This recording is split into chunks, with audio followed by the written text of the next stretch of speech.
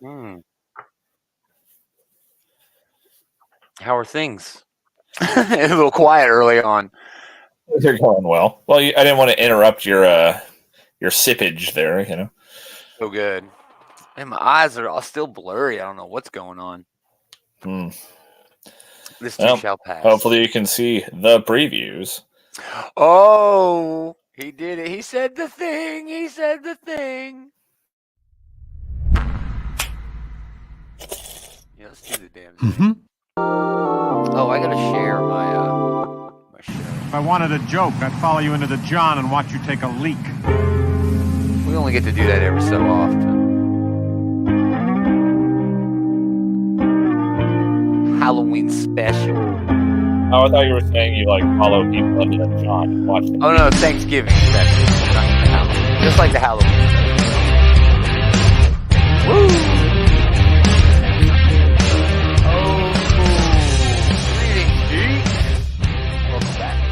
It is another episode of This Geek in Comics, Albert Gigery's comic book shit talk show. Shit talk show.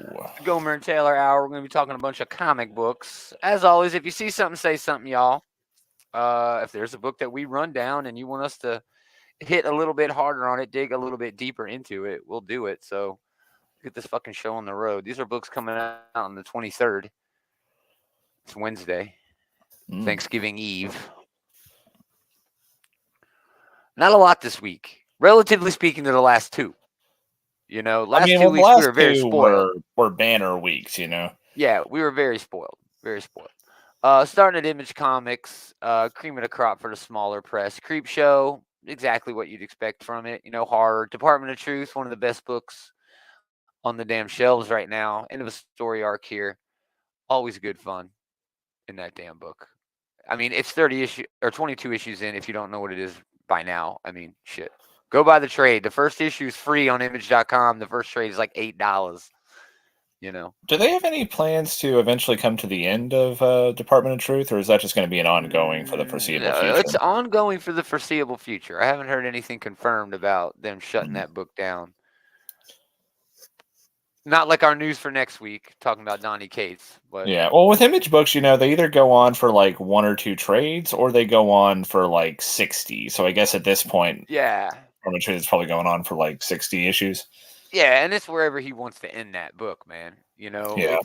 It's whenever he runs out of story, really. You can tell it's just like a labor of love. He just loves that book so much. And Martin Simmons, as soon as he's done with that book, he got his choice, of where he wants to go and what he wants to draw. He literally will. His style and his design on this book, Department of Truth, is just absolutely amazing. So, 8 Billion Genies #6 continues. Now we're up to the first 8 years after Genie Day. Yeah, we'll see what happens. Great story. Great twist on an apocalyptic story. Hitomi #2, solid art in this. Not really my sort of story, but yeah, it's hard to deny just that great art in there. And that's about it. We get Magic Order, Mark Millar, The Tragedy of Mark Millar. Silver Coin gets traded for Volume 3. Very good. Scorch Spawn, because it wouldn't be a week at Image Comics without Kirkman or McFarlane, and it's a McFarlane week. Vanish #3. I'm kind of surprised they didn't line it up to have Walking Dead come out this week, since the finale was for sure. Since it's the finale, but I mean, those worlds have just separated so much. You know what I mean? Well, fair point. Never the twain shall meet. It's really, the show has become just so much bigger than the comic. With that said, though, the comic is still huge in the comic circles. I'm just surprised they missed out on wringing every dollar that they could have out of the situation. You ain't wrong, for sure. Vanish #3, talking about Donny Cates. One thing to note here, the news is, Donny Cates hasn't been on Thor in the past couple of months. He is coming back for an issue in a little while. But the news has been announced that he is off Hulk for sure now, with Ryan Ottley taking over writing duties for the last couple of issues. Okay. His breakout series at Image, this year or last year, was a book called Crossover. So much great promo for that. It hasn't had an issue since May. And now Vanish, which was a series that just started in September, you'll see here in shops, is only solicited up to December, which is really weird. Something's got to be wrong, right, with Donnie? I'm not sure if wrong is the right word. Okay, Well, it's really there's easy to fear or to worry, be concerned. That Let's it's put a worrisome. positive Yeah. spin on it. That he's ill, that there's something going on. My hope, beyond hope, is that he's working on the script for the God Country movie, and they're going to adapt that really soon. I hope it's a positive distraction for him and not something to be, an illness, dude. about. I mean, that's where everybody leans when I say, "Oh, there's something up with Donnie Cates." Everyone's like, "Oh, does he look sick?" Because if he looks sick, goddamn it, I look sick. Do I look sick? Gomer, honestly, Don't I'm answer that amazed question. you're still alive. But you and me both. What's the furthest place from here? Number 8, Matthew Rosenberg's creator-owned thing with Tyler Boss. It's fantastic. It's exactly what you want from Rosenberg shit. It's 4 kids walking to a bank. It's that sort of shit. So, pretty average week though for Image Comics. One thing I will say, there is no debut. There's typically a debut issue, or even if it's just a one shot, something new from Image, and they just don't have that. That is very peculiar, yeah. It is. Moving on, Boom Studios, Damn Them All gets a reprint. Good start there. Eve, Children of the Moon, fantastic series. This is actually a sequel to a really fantastic series. The first issue of this didn't grab me as much as the first issue of the original series, but still solid, still really Was good. it enough to kind of pull you back in, even if it's not enough to pull you in? Oh, well, I never was out. I didn't. Yeah. It wasn't bad enough to push me out. So okay. Yeah, I'm still in it. TMNT meets Mighty Morphin Power Rangers 2 #1. Great little variant cover here on the ash can. Just subtle and beautiful. Simone DeMeo just doing what he does. Just wonderful. That's coming out in December. Bound to be one of the biggest books of the year. TMNT. I mean, that seems like such low-hanging fruit, Oh, it is. You got to do those over and over again. They'll do those crossovers every time they can. Mighty Morphin Power Rangers literally can cross over with everything, and they've.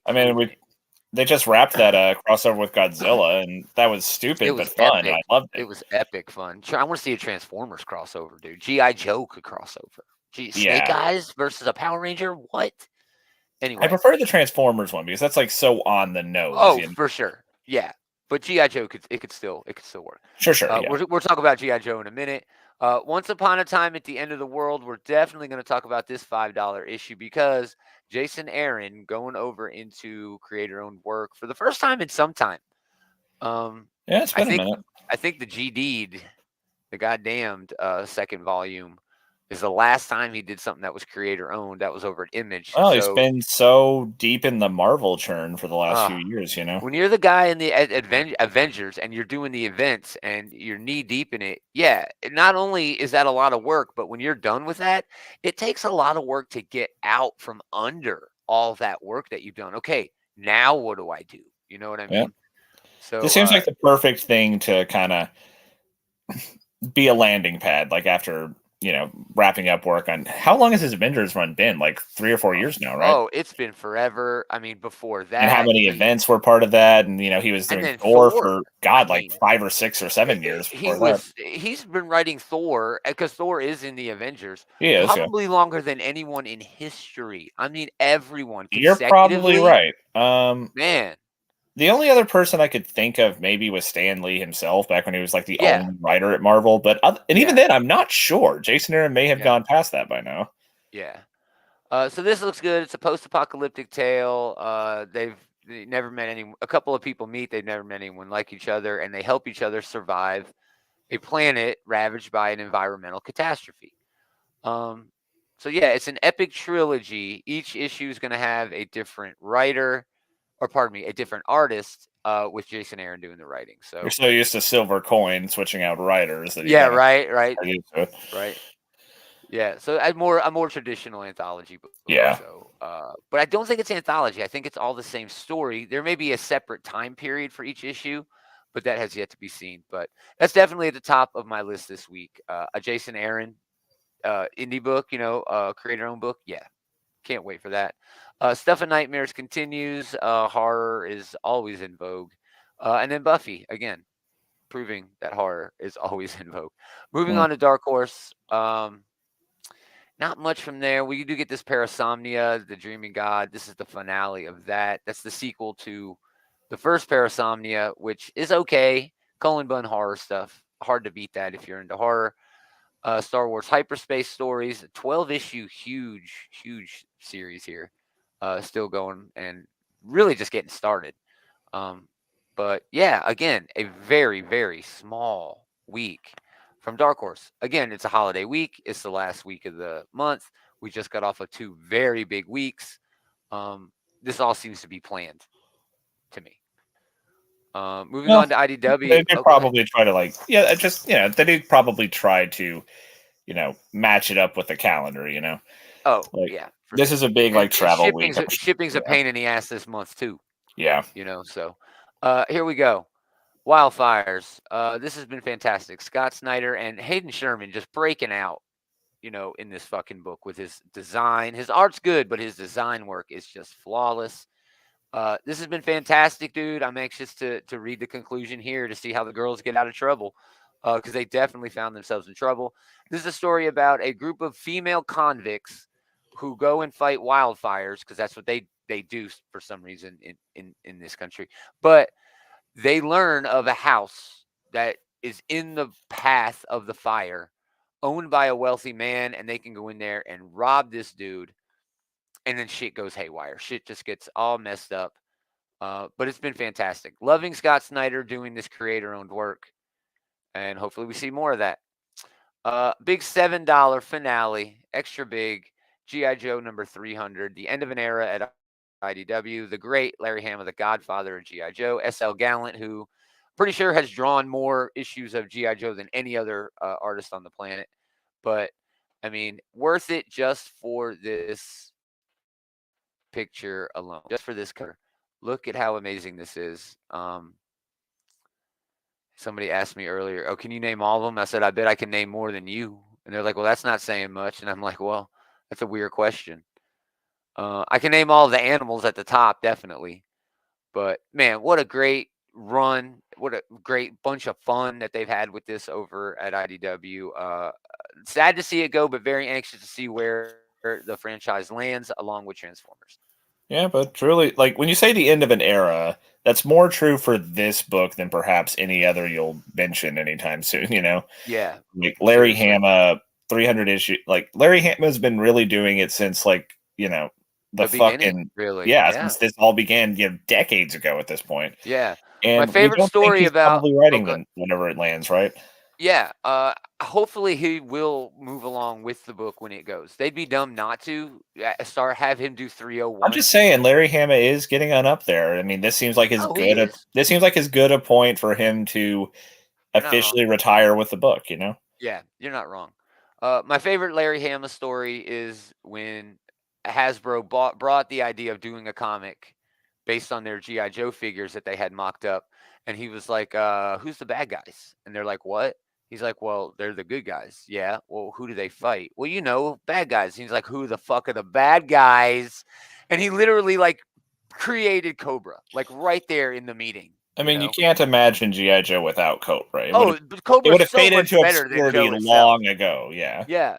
The Cobra characters are so much better than Joe themselves. They're so higher over the top, corny. Cobra Commander, come on, he's so corny. I love Yeah. it so much. But yeah, that's definitely a pickup for me. And then we'd be remiss not to mention another best of with the James Biggie cover, TMNT Leatherhead best of. Not bad. Not his best, but not bad. At this point, they've And that's it. probably used all the characters that the casual fan would know. They are kind of going deep into the bench at this point. Oh yeah, they're going deep. If they're going Leatherhead, they're definitely going deep. All right. Yeah. He's awesome, but yeah. Shattered Glass, number 4. I think this is it. I think this is the end of this series as well. I'm not sure what else to expect from IDW because they haven't announced who's getting the license next. It's very disconcerting. It seems like we are going to go at least a month or two I mean, at without least, any yeah. G.I. Joe or Transformers. I mean, they're going to announce these things in solicits long before they actually come out, you would think. So I I think would hope. I think a month or two is a pretty optimistic estimate at this point. Yeah. Now, Here with we that, are. They're coming out now. These are the right, final issues that are coming right, out. right. Now, with that said, Robert Kirkman is the only guy and the only guy who has put out a book without having it solicited at Diamond. Did like a little sneak thing. I don't see them doing that with Transformers. That was sort of like a gimmick sort of thing. And these books don't need a gimmick. These books need a promotion. They need to be pushed. And I don't see any pushing. I don't see any pushing. I'm very upset that we're going to go like a month without, at least a month or two without Transformers and G.I. Joes. Honestly, It I sucks. think you're being way too optimistic about that. I think it's going to be at least half a year at this point. Oh, man. We're going to have to wait till July 2023 to see anything. That Since seems they like haven't some announced bullshit. any information about it yet, then they're going to announce it well before they actually start putting stuff out. They have to. Yeah. But So yeah, they're not going to. If they announced it tomorrow, it would still be well more than 1 or 2 months before they actually get around to it. Well, that's disappointing. I I'm knew sorry. that, but I didn't want to believe it. I'm just But here to keep you grounded in reality here, Gomer. But we will have a moment of destruction the minute those fucking books are back, for sure. I'll be glad moving on for to, you when that happens, for sure. dude, right? Moving on to DC Distinguished Competition. Action Comics 1049, is it? Yeah. Kal-El Returns Part 5. Great cover here with the fam hanging out over the Fortress of Solitude. It's just continuing. I mean, really, it is a story about Superman returning to Earth, but it is finishing off Battleworld. Yeah. And then it's sort of pushing into what's coming next for the Superman I family. will say And that I'm excited. I'm stoked about it. It's misleading that they've been calling these like Part 1, Part 2, Part 3, Part 4, Part 5 because the Son of Kal-El stuff is it. Other than them both being thematically about Superman being back on Earth, they have nothing to do with each other. Nothing. You do not need to have read it's not one. A sequential. Yes, you could read one or the other and not have to read both. But they knew that and they decided to do it this Nathan way. Zerdy, Yeah, Nathan Zerdy with this great throwback to, I mean, that's supposed to be Ma Kent, right? Man, Ma Kent has never looked better, ever.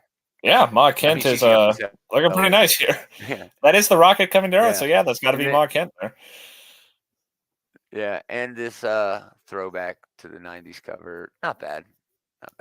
Fun. I like that they're able to laugh about it now, the terrible Superman. I like Mullet Superman. He was fun. Batman and Joker Deadly Duo gets a foil variant. We don't even have a cover for that. Scooby-Doo with Batman, Audio Adventures with Batman, Black and White with Batman, A Fortress with Batman, Gotham Knights kicking it with Batman. There's a lot of Batman. Moving on, DC Horror. Even more so than normal. That is a Batman heavy there's week. A shit ton of Batman, dude. It's way too much. I'm not even going to talk about any of it. There's way too much Batman. This horror book for Sergeant Rock versus the Army of Dead. Man, I could not get into this first issue, and now it's up to issue 3, and I feel like I've missed out. Maybe I'll try to catch up, but don't count on it. You know what I mean? Yeah. I never got into it. DC Mech penultimate issue. Not my cup of tea either. Just big robots for the mechs or for the heroes to like drive and walk around in. Kaiju were hot. I don't think that Kaiju were hot anymore. Zerdy getting a nice cardstock cover. He's getting a lot of mileage this week. Very nice cover with Harley. She got her ass kicked, it looks like. Still smiling. Deathstroke Inc. up to issue number 15. Detective Comics 1066. Way too much Batman for me to be reading all of the Batman. And this one just doesn't fit, You gotta pick and choose. No one can read that much dude. Batman. Yeah, man.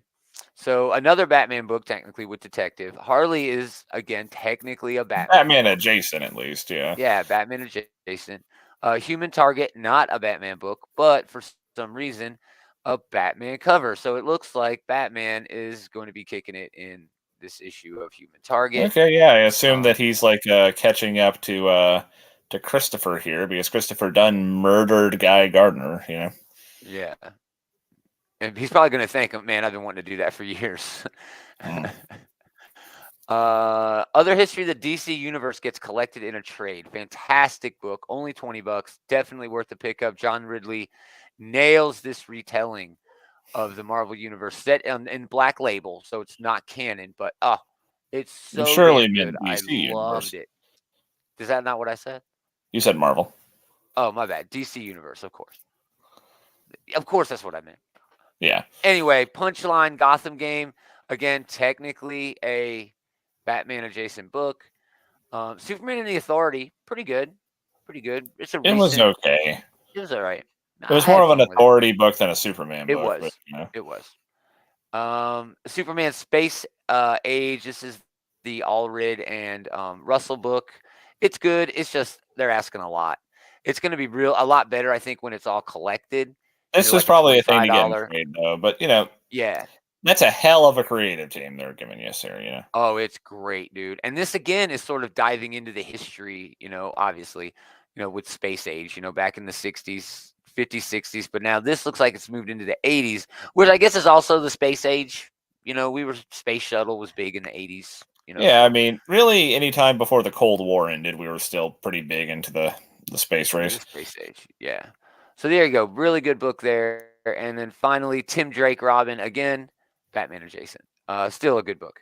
Nauk gets a cover where he's doing more than the head, and it's that's always a nice change of pace. It looks great throwback, dude. Great throwback. He's a good artist who is wasting his talent on these stupid headshot variants. Shit. The checks are cashing for them headshot variants. Man, I'm glad he's getting paid, but I hate those variants. Yeah, I hate them too. Some of them have been okay, but not like okay, like, yeah, that's okay. But okay, like compared to the other ones that are just terrible. That you picking the best bad cover, yeah. Yeah. All right, on to the House of Ideas, Alien #3. I haven't been reading Alien. I have to admit it. It's hard for me to get into some of these franchise books. As much as I brag about loving things like G.I. Joe and Transformers. Alien's got some damn cool. Those are character-driven. Yeah. Yeah, Alien isn't like a character-driven sort of thing, Like, I've always just had a hard time. Any of the characters. Yeah, like this is one of those things where like I'm good with what I got. There's nothing about the Alien movies where I want to learn more about that, Exactly. I mean, Ridley Scott made that stupid Prometheus movie apparently under the assumption that I wanted to learn more about. I actually love Prometheus. Lots of agree to disagree on that one. It's more about the actors in that movie, and they do such a great job, like mostly saving just a really empty story. Like there's nothing. That's the thing. Yeah, like the actors are going to the mat to save a really silly premise, Mm-hmm. Yeah, for sure. There's All Out Avengers moments in it for me, though. Yeah, right. All Out Avengers, Derek Landy and Greg Land, the other Avengers book, the Red Skulled Stepchild. Great things going on with the art, good action, but it's too many Avengers books, and I'm not even enjoying the best one. So, ASM #14. Zeb Wells continues. This is we're getting web. We're getting emo Ben Reilly in this, right? Yeah, the clones are coming out to shit on Spider-Man and the mutants. Emo shit. There's the Goblin Queen right there. Like clones or whatever, but like people shitting on Spider-Man is like the exact last thing I want, and that's my Spider-Man book. Dude. It seems like they've been going all in on let's just shit on Peter for this series. I mean, they really are, and I hate it. Ooh, that's a nice cover, though. That's a cool cover. Yeah. John Staub. I don't know if I've ever even heard of him, but man, I like that. That is cool. Yeah, it's got that like classic video game spiderweb print. That is the video game costume, so I assume so, yeah. Nice. Yeah. At first I thought it might be Ben Maybe Reilly's Staub costume. is like a designer. That's the game costume. No, that's the game costume. Avengers Forever #11, the second Avengers book. If you're reading two Avengers book, this should be the second one you're reading. Yes. I don't know, man. I haven't really got into this. I've been This is the one enjoying that's like this a the lot. multiversal Avengers, right? Well, Sort of exploring the. yes and no. And a lot of the last few issues, the Avengers and Avengers Forever have both been kind of doing the same thing, where they're like hopping between Yeah. dimensions or through time or whatever, and it's just been like a showcase of what wacky Avengers can we throw at you this week. And I've been enjoying it though. I really like this Avengers Forever book because it's like looking at the pillars as they're calling them here, and Right. like going into like what makes them good characters, like going into like the core of them, you know. Yeah. So I've been enjoying the hell out of it. Jason Aaron still doing the craziest fucking shit. The all rider, any vehicle he touches becomes his flaming hell ride. So he just went out and got an entire fleet of fucking helicarriers. That's Yeah, wild, dumb, man, big, stupid fun. it That's what is. Jason Aaron's been having on this book. Jason Big, dumb, Aaron stupid. is pretty much unrivaled when it comes to what, like, you know, child at recess idea can I elevate in these Right. books, you know? Right. He's like, what can I do to get fired from Marvel? And none of it's working because it's great. Really cool Red Wolf cover here. I Jokes really on like him. that. Yeah, you don't see Red Wolf a Yeah, lot. That's jokes kind of on him. Yeah. Daredevil number 5, probably the best of the ongoings happening at Marvel right now, in terms of this week's releases anyway. Just fantastic book. So good. Chip Zdarsky, inarguably the greatest comic book writer on the planet because he's writing Batman. And if you're writing Batman, you are the greatest. But he's also writing Daredevil and Marco Cicchetto. Can't go wrong with that. Yeah. Yeah.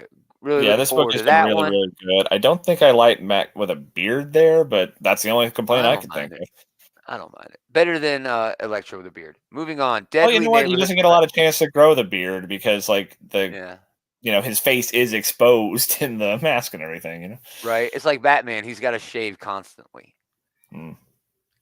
Deadly Neighborhood Spider-Man. First issue of this really surprised me, especially considering it's written by a member of the Black Eyed Peas.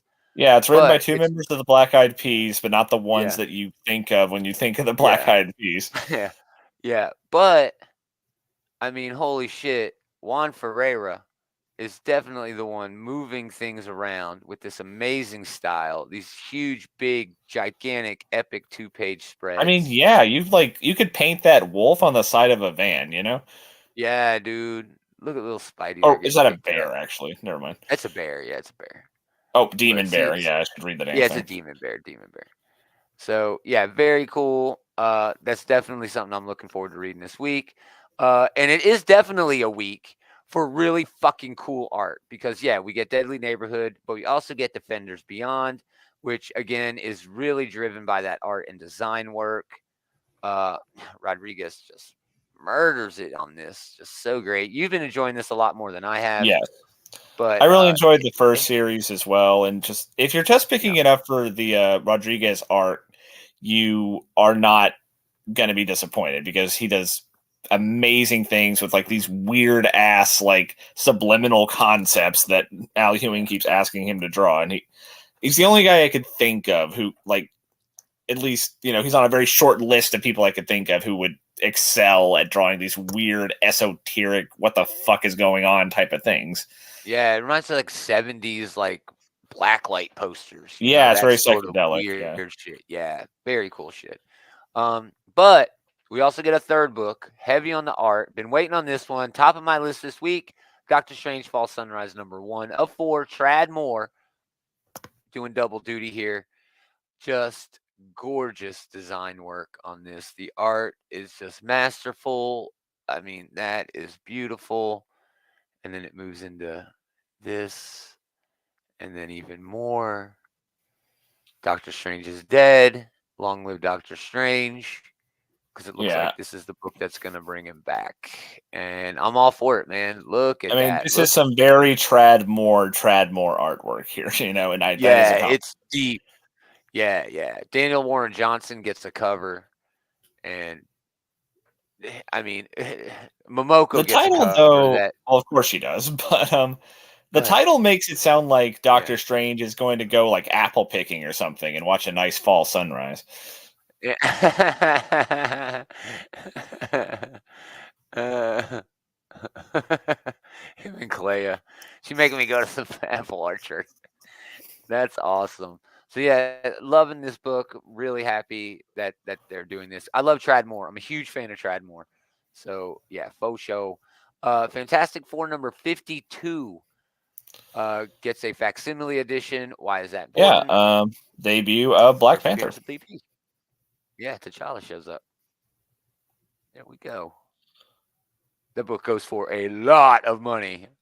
Man, I was A just lot thinking, of money. like, that's hot on the heels of when they debuted, like, Galactus and Silver Surfer, I think, because that was around issue 50, I want to say. So, man, what a Yeah, that stretch that whole was for, like, big that premieres. whole year or two. Yeah, there's like 2 years there where Fantastic Four every issue just slaps. You know, Yeah. you can't find an issue under like $1,000, dude. No. Yeah. But yeah, Fantastic Four's original run introduced, like, if you're looking to, like, at the spec market, that's got to be unbeaten. You know, it has so many, like, big time premieres.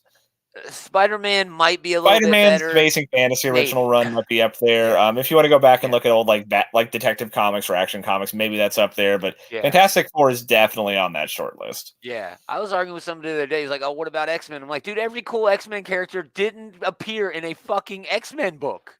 Wolverine not in an appeared X-Men in book. the Hulk. Sabretooth, not in an Iron X-Men Fist, book. yeah. Yeah. Yeah, man.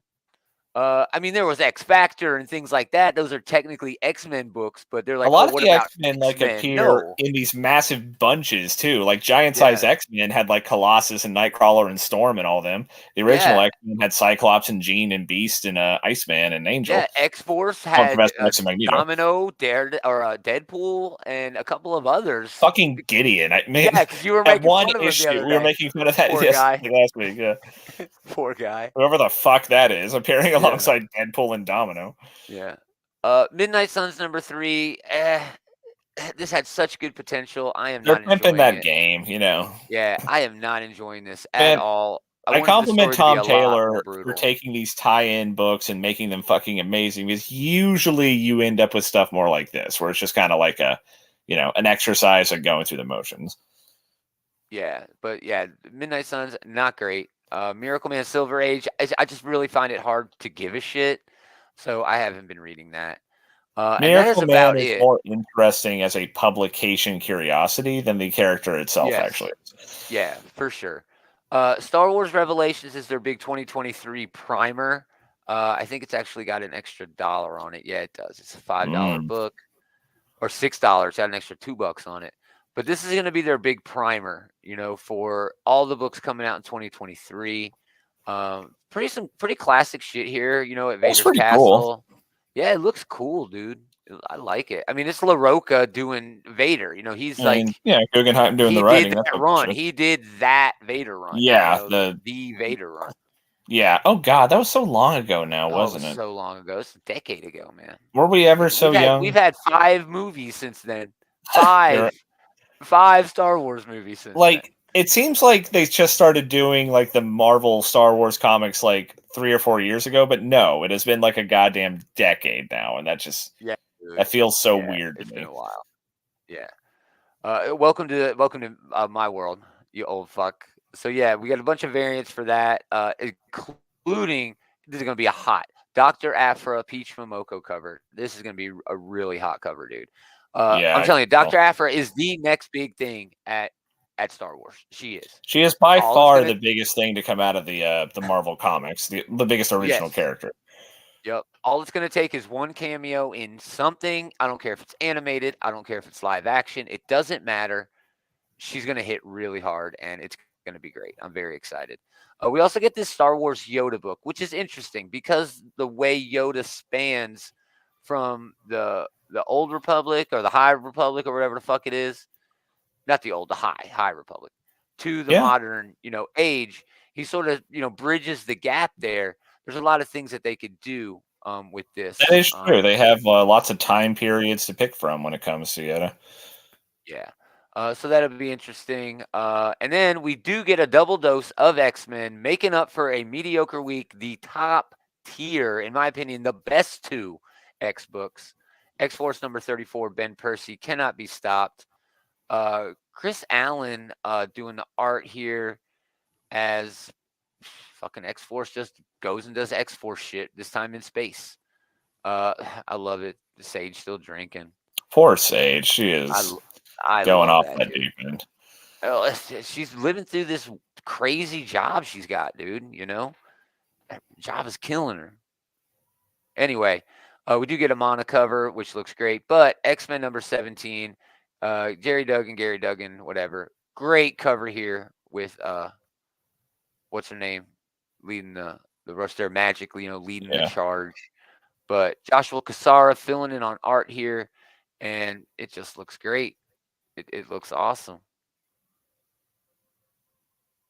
This looks like it's kind of spilling into X-Force. Yeah, no. They did this. Did he do this in X-Force? This was the stinger. This was an X-Men. This was the stinger from last week. They have found old lady Laura inside of this pod. Oh yeah, that's right. That is right. Oh, so yeah, definitely am. It's interesting to see the fallout of that because that's Sync's old lady. You know. And you're not, see, that's another problem because you're not supposed to resurrect people until you're 100% sure that they are dead. There used to be an entire team that was their only fucking job, was to make sure people who they thought were dead were actually dead. They canceled that book, so now look what happens. Yep, the book was fucking great. They canceled the book, and now it's just people are getting falsely resurrected left and right. That book was great too, by the way. So yeah, we're gonna have 2 Lauras running around, two more Wolverines running around. Not much going on at Dynamite. We do have this Siren's Gate, which is the debut from usual cover artist Shannon Mayer.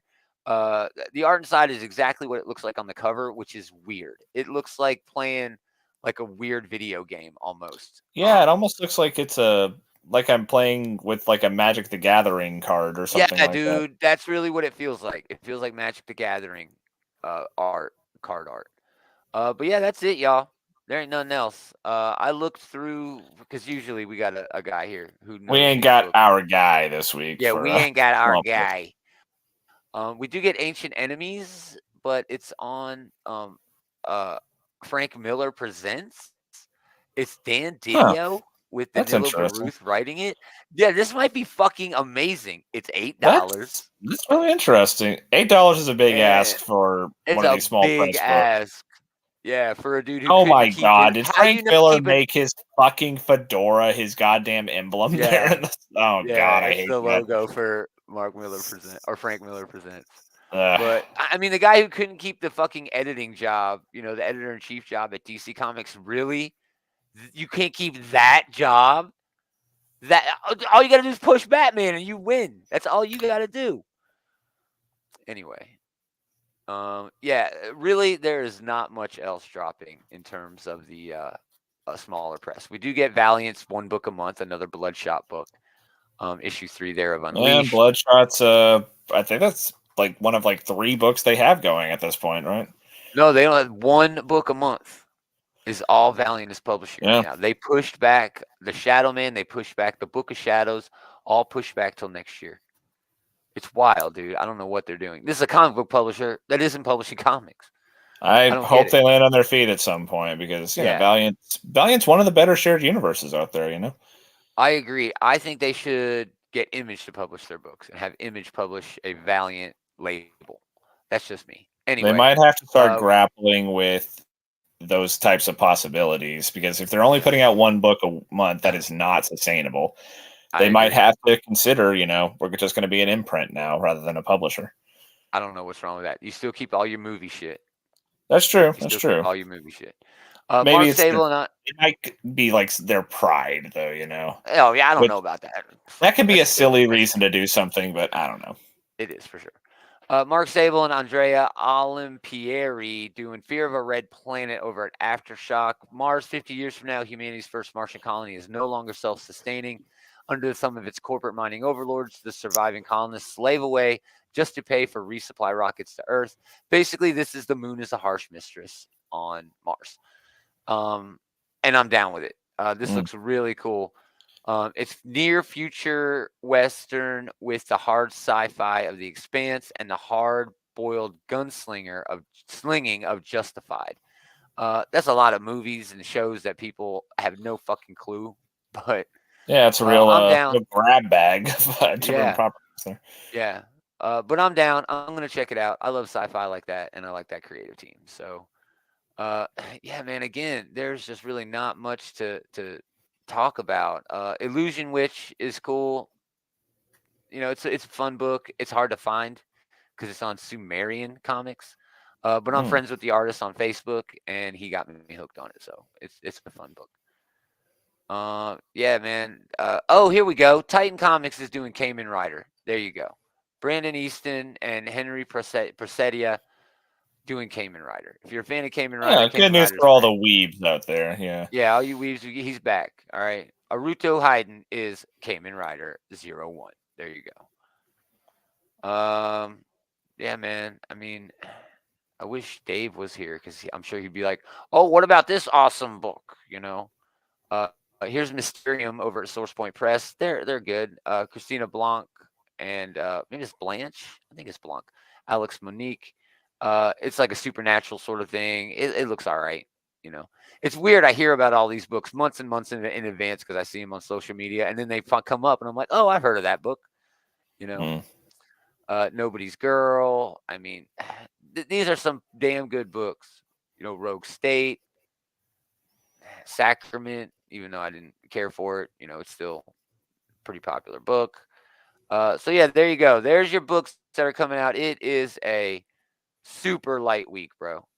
Super. Well, especially after like such gangbuster weeks, you know, the last 2 weeks in a row here. But yeah, you know, we got some old reliables like. I'm a big fan of the Avengers Forever book. I'll definitely enjoy reading that. Sure. Human Target's consistently pretty good. It'll be interesting to see Batman coming into it now. Nice. But Vanish is going to be good. Vanish number 3. That book over at Boom.